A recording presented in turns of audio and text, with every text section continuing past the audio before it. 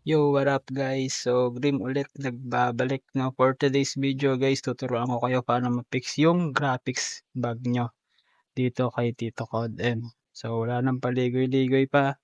Let's go! So, yun dito guys. Punta na kayo sa multiplayer. Then, pagpunta nyo ng multiplayer guys, punta po kayo dito sa bootcamp. Pag-click nyo ng bootcamp, diba meron dyang training mode. Punta na po kayo sa training mode. Then, confirm. Pagka-confirm nyo, start nyo na po. So, ayun. Pagka-start nyo guys, dito, sa training mode ng MP, dito nyo aayusin yung graphics nyo guys. Dito nyo siya i-customize. Tandaan guys, kailangan configuration 1. Okay? Parehas ng configuration 1. Hindi pwede magkaiba sa BR tapos magkaiba dito sa MP. Kasi hindi magtatama yung adjustment nyo ng graphics. So, dito, punta kayo ng customize color.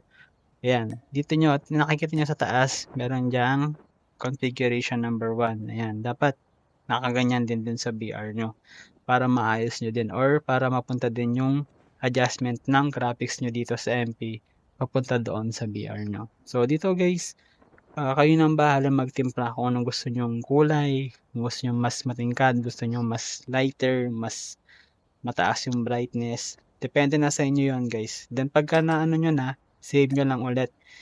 Dito guys, ito sa shadow, sa midtones, tsaka sa highlights. Ito sariling ano ko to, sariling configuration ko to ng graphics ko. So nasa sa inyo kung gagayahin nyo siya o hindi. Pero itong sa akin kasi mas ano to, mas maliwanag to. So adjust nyo lang siya kung medyo gusto nyo medyo mas madilim. Ayan, adjust nyo lang din siya. Then kapag okay na kayo dito guys. Okay, pagka okay na kayo, isi-save nyo lang din to, ito ulit. Lahat to. Okay, itong sa shadow, sa highlights, saka sa midtones nyo guys. Once na na-save nyo na guys, so yun, gagawin nyo is, bali mag-quit kayo dito sa training mode ng MP. Punta ulit kayo ng lobby. Pagdating nyo sa lobby ulit, then BR, yan, Battle Royale. Then click nyo yung sa practice mode nyo guys. Pag-click nyo yung practice mode, yan, nandito na kayo sa training mode ng BR. So, pagkapunta nyo dito guys sa training mode ng BR, ayan, makikita nyo na kaagad kung ano yung adjustment na ginawa nyo sa MP, yun din yung mapupunta dito. Okay? Tandaan nyo guys, configuration 1 dapat. Okay? Para hindi magkaiba.